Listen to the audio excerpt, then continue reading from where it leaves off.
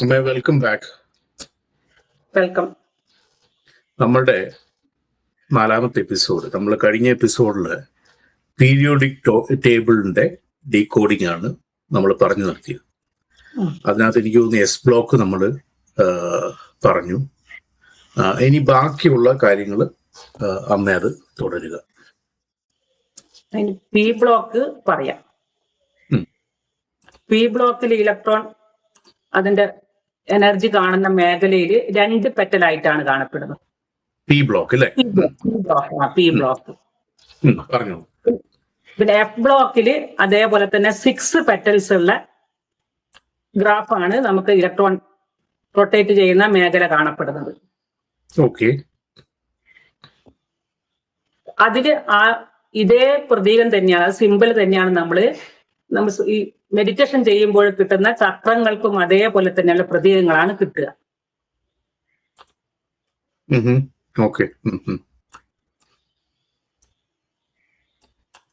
ഇതല്ലേ ഉദ്ദേശിക്കുന്നത്? അതെ അതെ. അപ്പൊ അമ്മ ഇതിനെ ഒന്ന് ഡീകോഡ് ചെയ്ത് പറയും, എന്താണ്, എങ്ങനെയാണ്? ഡീകോഡ് ചെയ്തപ്പോഴ് എഫ് ബ്ലോക്കിലെ മെറ്റൽസിനെല്ലാം റേഡിയേഷൻ, അതായത് റേഡിയോ ആക്റ്റീവ് എലമെന്റ്സ് ആയിരിക്കും. അവയിൽ നിന്ന് റേഡിയേഷൻ പുറത്തേക്ക് വരും. അതേപോലെ നമുക്ക് മെഡിറ്റേഷൻ ചെയ്ത് നമുക്ക് ചക്രങ്ങൾ ഉണർന്ന ആളില് നമ്മുടെ അണുശക്തി ഇതേപോലെ റേഡിയേഷൻ പോകുന്നത് പോലെ തന്നെ, അത് റേഡിയോ ആക്റ്റീവ് എലമെന്റ്സിനെ പോലെ തന്നെ നമ്മളിൽ നിന്ന് പുറത്തേക്ക് ഒഴുകും. അപ്പോഴും മെഡിറ്റേഷൻ ചെയ്ത ഒരു ബോധോദയം കിട്ടിയ ആൾക്ക് നമ്മളെ റേഡിയോ ആക്റ്റീവ് എലമെന്റ്സിനെ പോലെ പ്രവർത്തിക്കാനുള്ള കഴിവുണ്ടാവും. അത് പുറത്തേക്ക് ഒഴുകുക എന്ന് പറയുന്നത് അത് എങ്ങനെയാണ്? നമ്മുടെ ബോഡിയിലാണോ അതോ എങ്ങനെയാണ്? പുഷ്പന നാഡി വഴി, നമ്മുടെ സഹസ്രാരം വഴി പുറത്തേക്ക് പോകും. നമ്മുടെ നെക്കറ്റ് കൈ കൊണ്ട് കാണാൻ പറ്റില്ല. അത് നമുക്ക് മെഡിറ്റേറ്റ് ചെയ്യുന്ന ആൾക്ക് ഫീൽ ചെയ്യും. നമുക്ക് അതിനിങ്ങനെ റൊട്ടേഷൻ ഉള്ളിൽ തന്നെ സുഷ്മനയിൽ ഓരോ ചക്രങ്ങൾ റൊട്ടേഷൻ ചെയ്യുന്നത് പോലും നമുക്കത് ഒരു വെയിറ്റ്ലെസ് ആയിട്ട് വന്നിട്ട് അത് പുറത്തേക്ക് പോകുന്നത് പോലെ നമുക്ക് തോന്നും. ഓക്കെ. അപ്പം എന്തുകൊണ്ട് എസ് ബ്ലോക്ക്, എന്തുകൊണ്ട് D block, P block, F block, ഇത് തമ്മിലുള്ള ഡിഫറൻസ് എന്താണ്? എങ്ങനെയാണ്? അതെ, ഇലക്ട്രോണിക്സ് ഇപ്പൊ നമുക്കത് 4 ഡയമെൻഷൻ ആക്കി എടുത്താൽ 4 dimension S, P, D, F ഇങ്ങനെ 4 ഡയമെൻഷനിൽ നിൽക്കുമ്പോൾ ആ 4ാമത്തെ ഡയമെൻഷനിലുള്ള ആൾക്കാണ്, അതായത് എഫ് ബ്ലോക്കിലുള്ള ആൾക്കാരാണ് റേഡിയോ ആക്റ്റീവ് ഉണ്ടാകുന്നത്. അതേപോലെ മെഡിറ്റേഷൻ ചെയ്യുമ്പോൾ ഈ 4th ഡയമെൻഷനിൽ നിൽക്കുന്ന ആൾക്ക് നല്ല ബോധോദയം ഉണ്ടാകുകയും ഈ നമ്മളുടെ അണുശക്തി പുറത്തേക്ക് ഒഴുകാൻ തുടങ്ങുകയും ചെയ്യും. അപ്പൊ ഇതിനകത്ത് 4th ഡയമെൻഷൻ ഏതാണ്? F block. അപ്പൊ ഈ ഡി ബ്ലോക്കും പി ബ്ലോക്കും എസ് ബ്ലോക്ക് എന്ന് പറയുന്നത് നമ്മളുടെ റെഗുലർ, നമ്മളുടെ സയൻസിലുള്ള പ്രോട്ടോൺ ന്യൂട്രോൺ ഫ്ലോയെയാണോ റെപ്രസെന്റ് ചെയ്യുന്നത്? അതെ. ആണോ? അതെ. ഈ 4 ദളങ്ങളുള്ളത് മൂലാധാരമല്ലേ? അതെ അതെ അതെ അതെ. അപ്പൊ അതിനൊരു റിലേറ്റബിലിറ്റി ഞാൻ കാണുന്നുണ്ടല്ലോ, അതെങ്ങനെയാണ് അമ്മ എക്സ്പ്ലെയിൻ ചെയ്യുന്നത്? അത് ഡി ബ്ലോക്ക് എലമെന്റ്സ്, അതായത് നമ്മൾ ഓരോ എസ് ബ്ലോക്ക്, ഡി ബ്ലോക്കിന്റെ ഓരോ സ്റ്റേറ്റിൽ വരുമ്പോൾ നമ്മൾ അതിന്റെ സ്റ്റേറ്റ് മാറും. സോളിഡ്, ലിക്വിഡ്, ഗ്യാസ്, പിന്നെ അവിടുത്തെ റേഡിയേഷനിലേക്ക് പോകും. ജലതത്വം, പൃഥ്വി തത്വം, അങ്ങനെ അല്ലേ യോഗിക് ടേംസ്. ഈ പി ബ്ലോക്ക് ഞാൻ ഈ ജസ്റ്റ് ഒന്ന് ഒറ്റ ഗ്ലാൻസ് നോക്കുമ്പോ തന്നെ എനിക്കത് 2 പത്മമുള്ള തേർഡ് ഐ ആയിട്ടാണ് എനിക്കത് കാണുന്നത്. അതെ അതെ. അതെങ്ങനെയാണ് അമ്മ അത് റിലേറ്റ് ചെയ്യുന്നത്? അത് നമുക്ക് ഈ പറഞ്ഞ ഗ്യാസ് സ്റ്റേറ്റിൽ എത്തുന്ന നേരത്ത് അതെന്ത് ചെയ്യും വെച്ചാൽ നമ്മുടെ ശരീരത്തിൽ അതേപോലെ തന്നെ ഗ്യാസ് സ്റ്റേറ്റിൽ എത്തുന്ന നേരത്ത് നമ്മുടെ ആജ്ഞാചക്രത്തിലേക്ക് എത്തുമ്പോൾ അതിന്റെ സ്റ്റേറ്റ് മാറുന്നതാണ്. മനസ്സിലായി. അമ്മയ്ക്ക് ഇത് ഒരു വായു തത്വം അല്ലെ ഒരു ഈത്തറിക് സ്റ്റേറ്റ് ആണെന്ന് അമ്മയ്ക്ക് എങ്ങനെ സ്വപ്നത്തിലൂടെ അല്ലെങ്കിൽ അമ്മയുടെ എക്സ്പീരിയൻസിലൂടെ മനസ്സിലായി? അത് എക്സ്പീരിയൻസ് ചെയ്യുമ്പോൾ ഞാനിത് പഠിപ്പിക്കുമ്പോൾ എനിക്ക് ഇതിന്റെ അവസ്ഥയിൽ മനസ്സിലാക്കുമ്പോൾ, ഞാൻ മെഡിറ്റേഷൻ ചെയ്യുന്ന അവസ്ഥയിൽ നമുക്ക് ഉള്ളിൽ ഒരു വൈബ്രേഷൻ ഉണ്ടാവുമല്ലോ. വൈബ്രേഷൻ ഉണ്ടാകുന്ന നേരത്ത് അതിന്റെ വെയിറ്റ്ലെസ്, അത് സോളിഡ് അങ്ങനെയുള്ള ആ വെയിറ്റ്ലെസ്സിൽ നിന്ന് വ്യത്യാസം മനസ്സിലാകുന്നുണ്ട്. ഓക്കെ, മനസ്സിലായി. അത് എക്സ്പീരിയൻസ് ചെയ്തെടുക്കുകയാണ് അല്ലേ? ആ ഒരു വായുതത്വം വെയിറ്റ്ലെസ് ഫോമിൽ നമ്മൾ എക്സ്പീരിയൻസ് ചെയ്തെടുക്കുക. അപ്പൊ അമ്മയ്ക്ക് ഇത് എങ്ങനെ അത് റിലേറ്റ്, അമ്മയുടെ ആ ഫിസിക്സിലുള്ള നോളജ് ആണോ ഇത് റിലേറ്റബിലിറ്റി ആയിട്ട് അമ്മയ്ക്ക്? പിന്നെ അത് കെമിസ്ട്രി പഠിപ്പിക്കുമ്പോൾ എനിക്ക് ഇത് നിങ്ങളോട് അങ്ങനെയാണ് തോന്നിയിരിക്കുന്നത്. അത് നമ്മൾ ക്ലാസ് എടുക്കുമ്പോൾ ഈ പീരിയോഡിക് ടേബിളിനെ കുറിച്ച് പഠിപ്പിക്കുമ്പോൾ ഓരോ ബ്ലോക്കിലെയും അതിന്റെ സ്റ്റേറ്റ് പറയും. ആ സ്റ്റേറ്റ് പറയുമ്പോഴും അതിന്റെ ഈ സിമ്പിൾസ് ഉണ്ടല്ലോ ഓരോന്നിന്റെ, ഓരോ പെറ്റലായിട്ടുള്ള പുഷ്പങ്ങളെ ആകൃതിയുള്ള പെറ്റൽസും അതേർത്ത് അത് എന്റെ ഓർമ്മയിൽ വരിക. ഈ ചക്രങ്ങളുടെ ആ സിമ്പിളാണ് ഓർമ്മയിൽ വരിക. അമ്മയുടെ സബ്ജക്ട് കെമിസ്ട്രി ആണോ ഫിസിക്സ് ആണോ? ഞാൻ മാത്സ് ആണ്. മാത്സ് ആണ്. ഇത് പഠിപ്പിച്ചിട്ടുണ്ടോ? ഈ സംഭവം പഠിപ്പിച്ചിട്ടുണ്ടോ? പഠിപ്പിക്കുന്നുണ്ട്. ഞാനിപ്പോഴും SLC വരെ പഠിപ്പിക്കുന്നുണ്ട്. അപ്പൊ എനിക്കിത് പഠിപ്പിക്കുമ്പോൾ ഈ രണ്ടിന്റെ കമ്പയർ ചെയ്യുമ്പോഴേ ഒരേപോലെയാണ് തോന്നുക. തോട്ട്സിലേക്ക് അങ്ങനെയാണ് വരിക.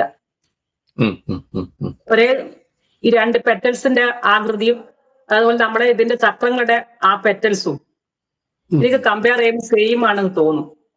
അത് സഹജയോഗയിൽ ഞാൻ മെഡിറ്റേഷൻ ചെയ്തിട്ട് ആ എക്സ്പീരിയൻസ് ഉണ്ടല്ലോ. നമ്മൾ തിരിച്ചിതിലേക്ക് തന്നെ വരികയാണ്. എഫ് ബ്ലോക്ക് എന്ന് പറയുന്നത് അമ്മയ്ക്ക് ഒരു സഹസ്രാര എക്സ്പീരിയൻസ് ആണോ തരുന്നത്? അതെ അതെ അതെ. റേഡിയേഷൻ പോലെ, അത് റേഡിയോ ആക്റ്റീവ് എലമെന്റ്സിനെ പോലെ ആക്റ്റീവ് പുറന്തള്ളുന്നു, പുറത്തു പോകുന്നതായിട്ടാണോ കാണുന്നത്? അതെ അതെ അതെ. ചൂടായിട്ട് ചിലപ്പോ തണുപ്പായിട്ട് ചൂട് ചിലപ്പോ ചൂടായിരിക്കും, ചിലപ്പോ തണുപ്പിലായിട്ട്. നമുക്ക് ഇവിടെ ഇങ്ങനെ വെച്ച് നോക്കിയാൽ മനസ്സിലാവും. ഇങ്ങനെ നമ്മുടെ കൈ ഇങ്ങനെ വെക്കുമ്പോ കയ്യിൽ തട്ടും ഈ മൂർധാവിൽ നിന്ന്. ഞാൻ ചോദിക്കുന്നത്, ഇപ്പൊ ഈ റെപ്രസെന്റേഷനിൽ തന്നെ ഇതിനകത്ത് 4 ദളങ്ങളായിട്ട് സ്റ്റാർട്ട് ചെയ്യുന്നു.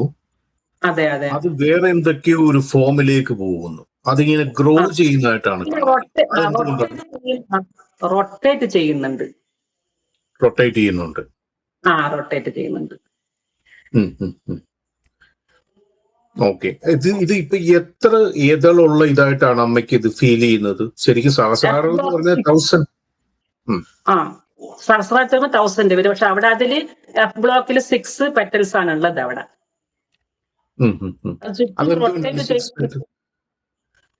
അതിലാ ഇലക്ട്രോൺ പാറ്റേൺ, അതിന്റെ കാണുന്ന മേഖല 6 പാറ്റേൺ ആയിട്ടാണ് കെമിസ്ട്രിയിൽ കണ്ടുപിടിച്ചിരിക്കുന്നത്.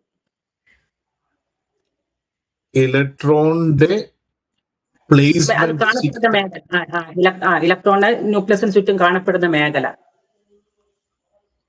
ഒരു മിനിറ്റ് അതൊന്ന് ഹോൾഡ് ചെയ്തോണേ.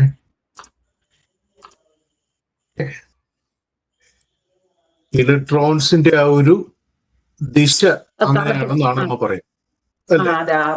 അത് 6 പെറ്റൽസ് ആണെന്നാണ് പറയുന്നത്. 2, 3. ഇത് ശരിക്കും എനിക്കൊരു 1, 2, 3 പാരാബോളിക് ആയിട്ടാണ് എനിക്ക് ഇതിനകത്ത് കാണുന്നത്. 6 പെറ്റൽസ് 1, 2, 3, 4. ഓക്കെ മനസ്സിലായി. ഇതാണ് 6 പെറ്റൽസ് അമ്മ ഉദ്ദേശിക്കുന്നത് അല്ലെ? 1, 2, 3, 4, 5. ഇതാണ് ഇലക്ട്രോൺസിന്റെ ഓർബിറ്റ് എന്ന് പറയുന്ന സംഭവം. ന്യൂക്ലിയസ്, നമ്മുടെ ന്യൂക്ലിയസിന്റെ ചുറ്റും കറങ്ങുന്ന സംഭവമാണ്. അപ്പോൾ നമുക്ക് സ്പിരിച്വൽ എക്സ്റ്റസി ഉണ്ടാവുമ്പോൾ നമ്മളുടെ ചക്രങ്ങൾക്ക് ചുറ്റുമായി ഇലക്ട്രോൺസിന്റെ ഒരു ഫോർമേഷൻ ഉണ്ടെന്ന് ഇത് പ്രൂവ് ചെയ്യുന്നു.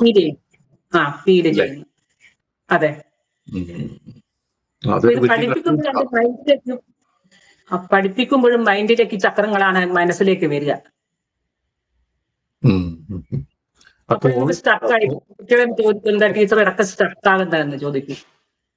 അപ്പൊ പുറത്തുള്ളത് അകത്തുകൊണ്ടെന്നർത്ഥം. അതെ അതെ.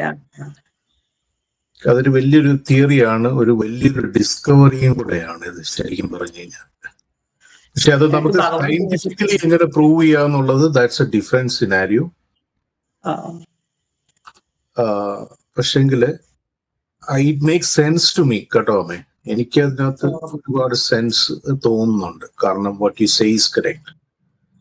ഇതാണ് നമ്മളുടെ ചക്രങ്ങള്, ഇതാണ് ആ എനർജി ഫോർമേഷൻ. എനിക്കത് മനസ്സിലായി. അതായത് സ്പിരിച്വൽ അവൈക്കനിങ് ഉള്ള എല്ലാവർക്കും നമ്മൾ ഈ പറയുന്ന കാര്യങ്ങൾ ഒരുപക്ഷെ മനസ്സിലായിരിക്കാം എന്നെനിക്ക് തോന്നുന്നു. ഓക്കെ. അപ്പൊ നമുക്കിനി അടുത്ത ഇതിലേക്ക് പോയാൽ അടുത്ത എന്താണ് നമുക്ക് ചെയ്യാനുള്ളത്? ഭഗവാന്റെ ബുക്ക് വായിക്കുമ്പോൾ ഭസ്മത്തിന്റെ സ്മെല്ലുണ്ടാകുന്നത്, അത് തീവ്രമായ സ്മെല്ലായിരിക്കും. അത് നമ്മളുടെ മാസ്റ്റേഴ്സ് നമ്മളെ ഇത് ചെയ്യുമ്പോൾ, നമ്മളെ വിസിറ്റ് ചെയ്യുമ്പോൾ ഈ സ്മെൽ ഉണ്ടാവാറുണ്ട്. എനിക്കും ആ ഒരു എക്സ്പീരിയൻസ് ഉണ്ടായിട്ടുണ്ട്.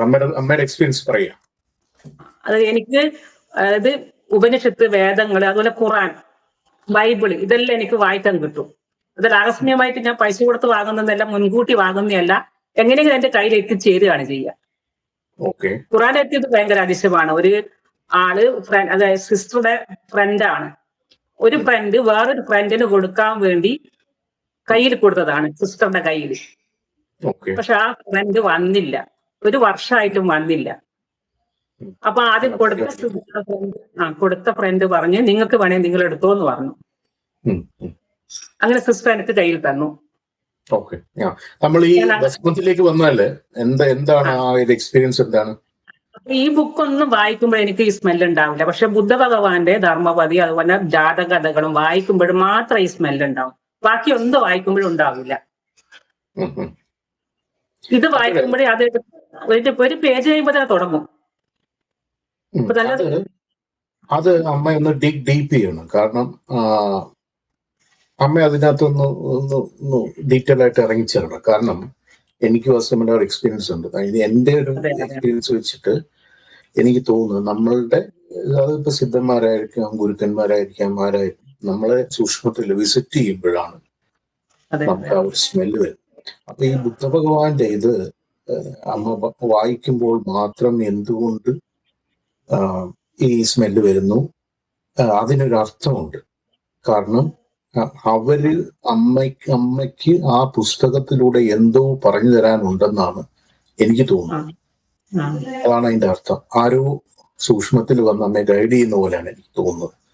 അത് അമ്മ മെഡിറ്റേറ്റ് ചെയ്യും. അതിനുശേഷമാണ് ഞാൻ ഡോക്ടർ ഹമീദ് ഖാന്റെ ബുക്ക് വായിക്കുന്നത്. അത് US സയന്റിസ്റ്റ്, ഇന്ത്യൻ ആണ്. മനസ്സിലായി. അദ്ദേഹത്തിന്റെ ബുക്കില് അദ്ദേഹവും ബുദ്ധ ഭഗവാനും തമ്മിലുള്ള സ്വപ്ന ദർശനത്തിൽ നീണ്ട സംഭാഷണം നടത്തുന്നുണ്ട്.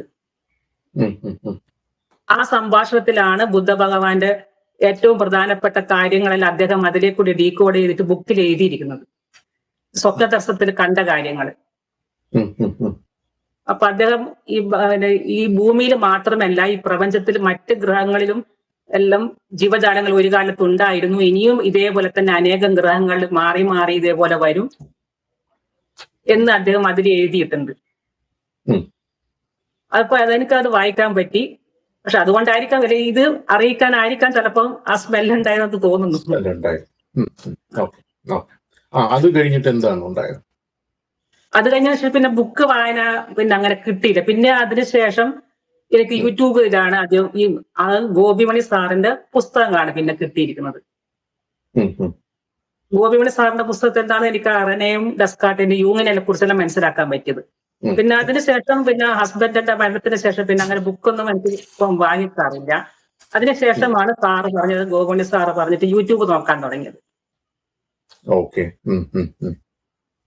ഇപ്പൊ യൂട്യൂബിലൂടെയാണ് ചിലതിന്റെ എല്ലാം അത് കൺഫേം ചെയ്യാൻ പറ്റിയത്. അപ്പൊ ഈ ബുദ്ധജാതക കഥകൾ അത് വായിച്ചപ്പോൾ വേറെ എന്തെങ്കിലും എക്സ്പീരിയൻസ് അമ്മയ്ക്ക് ഉണ്ടായിട്ടുണ്ടോ അതിലൂടെ? ഈ ഭസ്മത്തിന്റെ സ്മെല്ല് പക്ഷെ അത് നല്ല രൂക്ഷമായതായിരിക്കും. എപ്പോഴുള്ള വായിക്കുമ്പോഴും അപ്പോഴെല്ലാം ഉണ്ടാവും. അത് തീർന്നു കഴിഞ്ഞതിന് ശേഷം പിന്നെ ഉണ്ടായിട്ടില്ല. വേറെ ബുക്ക് വായിക്കുമ്പോ ഒന്നും ഉണ്ടായിട്ടില്ല. അല്ല, അതിലൂടെ വേറെ എന്തെങ്കിലും റെവലേഷൻസോ എന്തെങ്കിലും കാര്യങ്ങൾ ആ ബുക്ക് വായിച്ചതിലൂടെ ഉണ്ടായിട്ടുണ്ടോ എന്നാണ് ചോദ്യം. അത് ഇടയ്ക്ക് സ്വപ്നത്തിലല്ല അദ്ദേഹത്തെ കാണുകയും ചെയ്യും. ആരെ? ബുദ്ധ ഭഗവാനെ കാണുമോ? ഇപ്പൊ അടുത്ത് ഞാൻ ഒന്ന് അയച്ചിട്ടുണ്ടായിരുന്നു. ഇപ്പൊ നിങ്ങൾ ഒരു സ്റ്റാറ്റസ് ഇട്ടിട്ടുണ്ടായിരുന്നില്ലേ, ഒരു കാവി നിറത്തിലുള്ള ഒരു ഗ്രഹം, അതേ നിറത്തിലുള്ള ഗ്രഹത്തിന്റെ മുകളിലൂടെ 3 ബുദ്ധ ഭഗവാൻ നടന്ന് എന്റെ അടുത്ത് വരുന്നത് ഞാനൊന്ന് വാട്സപ്പിൽ ഇട്ടിട്ടുണ്ടായിരുന്നു, അയച്ചിട്ടുണ്ടായിരുന്നു. ഏതാ? എനിക്ക് മനസ്സിലായില്ല. ഞാൻ സ്റ്റാറ്റസ് ഇട്ടിട്ടുള്ളതായിരുന്നു. ഇട്ടത് ഒരു ഗ്രഹത്തിന്റെ ഇതിട്ടുണ്ടായിരുന്നില്ലേ, കാവി നിറത്തിലുള്ള മണ്ണിന്റെ നിറത്തിലുള്ള ഒരാഴ്ചയായോ അറിയില്ല. നാല് ഗ്രഹങ്ങൾ ഇങ്ങനെ നിൽക്കുന്നതായിട്ടുള്ളത്.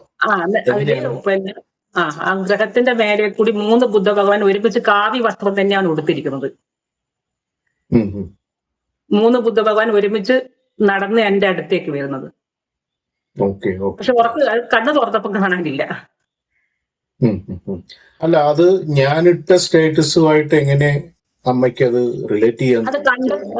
അത് രാത്രി കണ്ട് പിറ്റേന്ന് രാവിലെ തന്നെയാണ് അത് കാണുന്നത്. ഞാൻ സ്റ്റാറ്റസ് സ്റ്റാറ്റസ് കണ്ടതിന് ശേഷമാണ് അത് കാണുന്നത് അല്ലേ? തലേന്ന് രാത്രി ഞാനിത് കണ്ട് പിറ്റേന്ന് രാവിലെയാണ് ജിനോജിയുടെ സ്റ്റാറ്റസ് കാണുന്നത്. അതെ. അത് നമുക്കത് കണ്ടുപിടിക്കേണ്ടിയിരിക്കുന്നു. പിന്നെന്താണ് ഉണ്ടായത്? അത് ഇത് കഴിഞ്ഞിട്ട് പിന്നെ അതിന് ശേഷം ഭഗവാൻ അങ്ങനത്തെ പുസ്തകങ്ങളൊന്നും ഞാൻ വായിച്ചിട്ടില്ല. പിന്നെ യൂട്യൂബ് കാണല് തന്നെയാണ്. പിന്നെ അതിനുശേഷം ഇങ്ങനത്തെ പാറ്റേൺ ആയിട്ട് കണ്ടിട്ടില്ല. പക്ഷെ എനിക്ക് ജീവിതത്തിൽ ഉണ്ടാകുന്ന കാര്യങ്ങൾ അത് ഇന്നലെയും കണ്ടിട്ടുണ്ടായിരുന്നു. ജീവിതത്തിൽ ഒരു തേനീച്ചന്റെ കാര്യം അയച്ചിട്ടുണ്ടായിരുന്നു. തേനീച്ചക്കൂട് അത് മെഞ്ഞാന്ന് കണ്ടതാണ്. അത് 2 ദിവസം മുമ്പിട്ട്. തേനീച്ചക്കൂട് നിറയെ മുട്ടകൾ ഇങ്ങനെ വിരിഞ്ഞ് പുറത്തേക്ക് വരുന്നത്. മുട്ടകൾ വിരിഞ്ഞ് പുറത്തേക്ക് വരുന്നു. അതെന്തോ ഒരു പുതിയൊരു സ്റ്റാർട്ടിങ്ങിന്റെ ഒരു ഇതാണ് എന്ന് എനിക്ക് തോന്നുന്നു.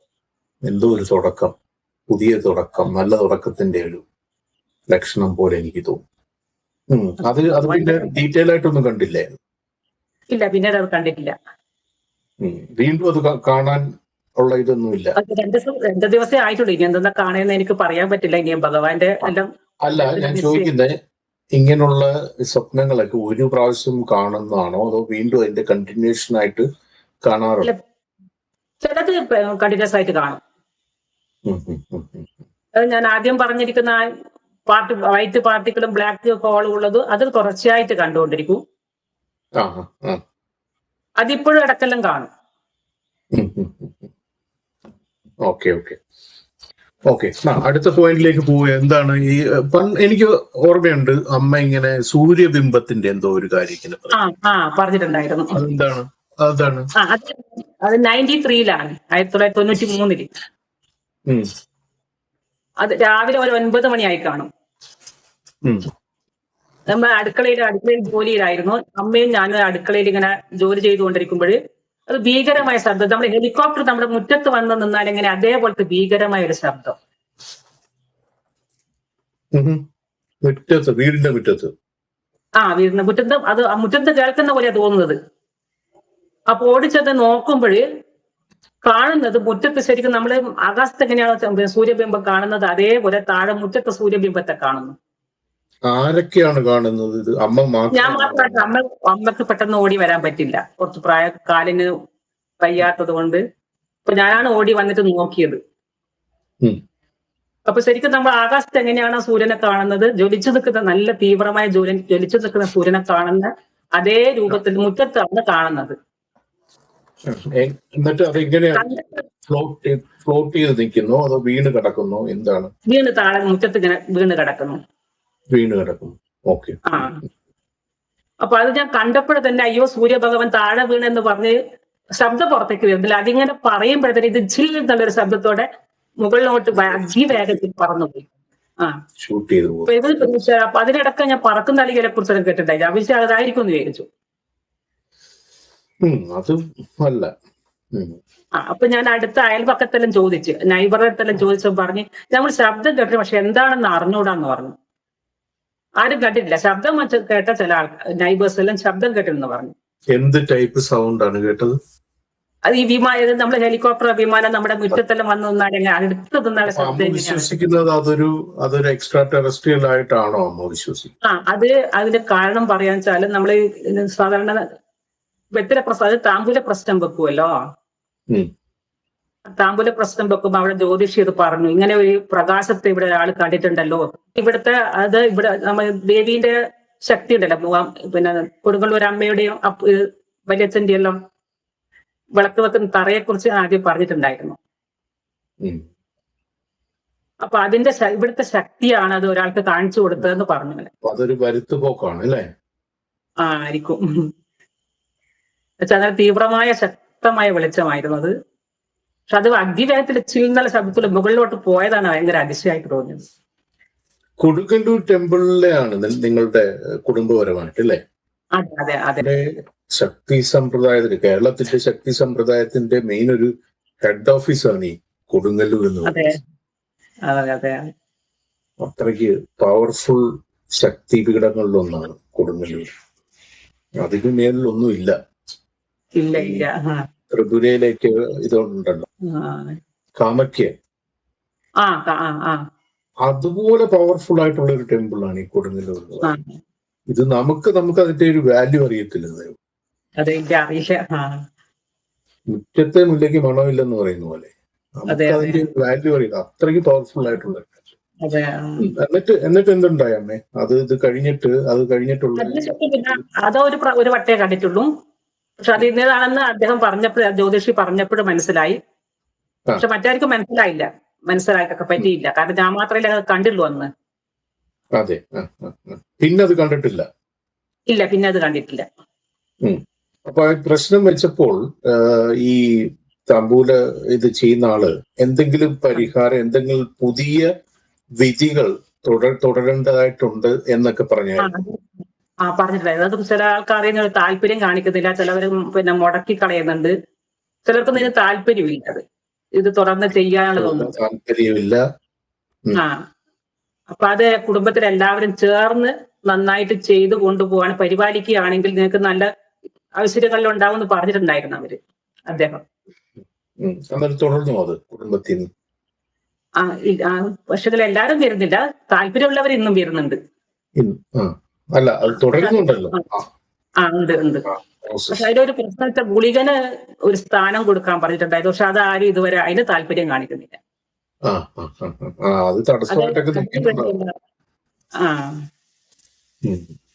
അത് ഭൂരിപക്ഷം പറയുന്നത് അത് വെക്കണ്ട, വീട്ടില് വെക്കണ്ട എന്ന് പറയുന്നു. ഓക്കെ. പിന്നെ നമുക്ക് മൂവ് ഓൺ. പിന്നെന്താണ് അത് കഴിഞ്ഞിട്ടുള്ള എന്താ തെളിപ്പതി?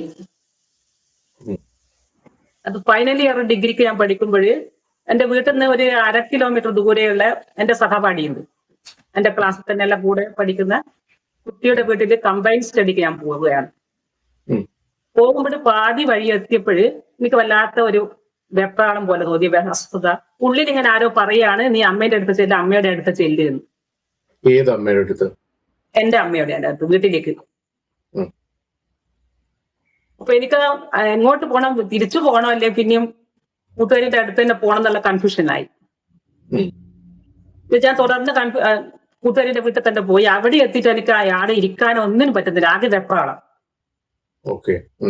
ആകെ എന്തെല്ലോ തലക്കൽ എന്തെല്ലോ ഒരു പെരുപ്പ് കയറുന്ന ഒരൊന്നും എന്താണെന്ന് മനസ്സിലാകുന്നില്ല. അതേപോലത്തെ ഒരു വെപ്രാളം എനിക്ക്. അപ്പൊ ഞാൻ കുട്ടിയോട് പറഞ്ഞു, ഞാനൊന്ന് വേഗം പെട്ടെന്ന് വീട്ടിലേക്ക് പോയിട്ട് വരാമെന്ന് പറഞ്ഞ് അങ്ങനെ വീട്ടിലേക്ക് തിരിച്ചു വന്നു. അപ്പോൾ കാണുന്നത് അമ്മ അബോധാവസ്ഥയിൽ തറയിൽ കിടക്കുന്നതാണ്. അപ്പൊ അതിന് കാരണം വെച്ചാല് അമ്മൂമ്മ അവിടെ ഉണ്ടായിരുന്നില്ല. അമ്മൂമ്മയുടെ വെറ്റിലെ പാക്ക് എടുത്തിട്ട് അമ്മ തിന്നു. അത് പുകയിൽ അടക്കം തിന്നിട്ട് അത് അബോധാവസ്ഥയിലായിട്ട് കിടന്നു. അത് നോർമൽ ടെലിപ്പതിയാണ്. അത് ഒത്തിരി പേർക്ക് അത് ഇൻബിൽറ്റ് ആയിട്ടുള്ള ഒരു കാര്യമാണ്. പിന്നെന്താണ്?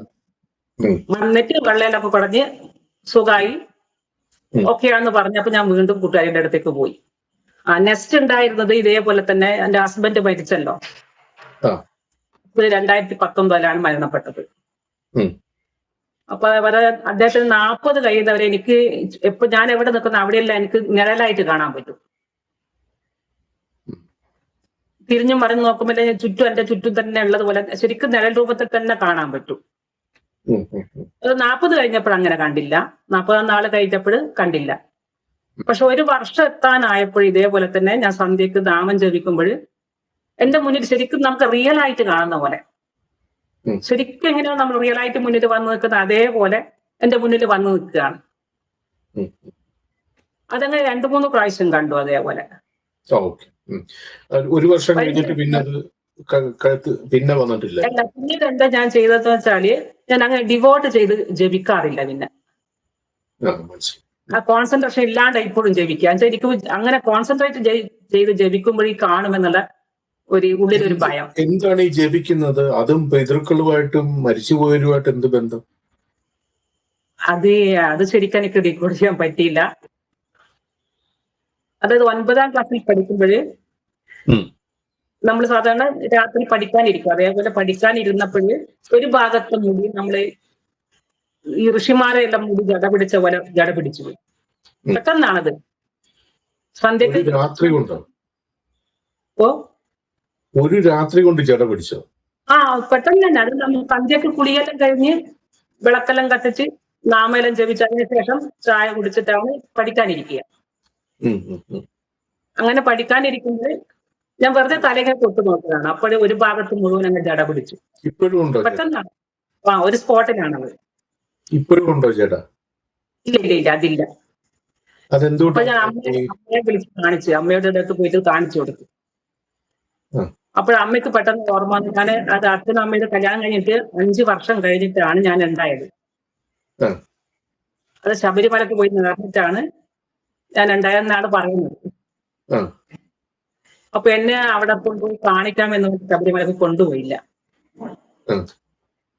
അപ്പൊ 9ാം ക്ലാസ് പഠിക്കുമ്പോൾ അത് കൊണ്ടുപോകാത്തതിന് പകരമായിട്ട് കാണിച്ചതാണ്, അതിന് സൂചന കൊടുത്തതാണ് കൊണ്ടുപോകാത്തത് കൊണ്ട്. അത് ജട പിടിപ്പിച്ചിട്ടാണോ സൂചന കൊടുക്കുന്നത്? അതെ. എന്നിട്ട് പോയോ? പിന്നെ ഇല്ല, അമ്മയോട് കുറെ ശ്രമിച്ചു നോക്കാൻ വേണ്ടി, പക്ഷെ പോയില്ല. അച്ഛൻ വന്നപ്പോൾ അച്ഛനോട് പറഞ്ഞു. അപ്പൊ അച്ഛൻ എന്ത് ചെയ്തു, പൂജാമുറിയിൽ പോയിട്ട് സാഷ്ടാംഗം പ്രതി കരഞ്ഞ് പ്രാർത്ഥിച്ചു. പിറ്റേന്ന് തന്നെ അച്ഛൻ എന്ത് ചോദിച്ചാൽ അവര് ജ്യോതിഷനെ കാണാൻ പോയി. അദ്ദേഹം പറഞ്ഞ്, നിങ്ങൾ പകരം ആളെ കൊണ്ടുപോകണം, കുട്ടീനെ ഇപ്പൊ ഇനി കൊണ്ടുപോകാൻ പറ്റില്ല, ഇനി അതിന്റെ സമയമാകുമ്പോൾ കുട്ടീനെ കൊണ്ടുപോയാൽ ഇത് പ്രായം എത്തുമ്പോഴും എന്തായാലും പോകണം. എന്നിട്ട് പോയോ? രാത്രി തന്നെ കരഞ്ഞ് പ്രാർത്ഥിച്ചപ്പോ തന്നെ തനിയെ മുടി ജട തനിയെ പോയി, ഒന്നും ചെയ്തില്ല, തനിയെ പോയി. രാത്രി തന്നെ പോയി. രാത്രി തന്നെ. ഞാൻ ചോദിക്കുന്നത്, അമ്മേ വളർന്നു പ്രായമാകുമ്പോ പോണമെന്നുള്ള ഒരു സങ്കല്പം ഉണ്ടായിരുന്നല്ലോ, അത് ചെയ്തോന്നാണ് ഞാൻ ചോദിക്കുന്നത്. ഇല്ല പോയിട്ടില്ല. ഇപ്പൊ പോകാൻ സമയമായി എന്ന് അറിയാമല്ലോ അല്ലേ? അറിയാം. ഓക്കെ. പിന്നെന്താണ് ഉണ്ടായത്? അത് ഒരു രാത്രി കൊണ്ട് വന്നു പോവുക എന്ന് പറയുന്നത് അതൊരു അത്ഭുതം പോലെ. രാത്രി കൊണ്ട് തന്നെ, രാത്രി മുഴുവൻ ഇല്ല. അമ്മയോട് പറഞ്ഞ് അമ്മക്ക് അത് മാറ്റാൻ പറ്റില്ല. അത് അച്ഛൻ വന്നപ്പോ അച്ഛൻ ജോലിയെല്ലാം കഴിഞ്ഞ് വന്നപ്പോഴും അച്ഛനോട് പറഞ്ഞ് അച്ഛൻ അപ്പോൾ തന്നെ പൂജാമുറി പോയി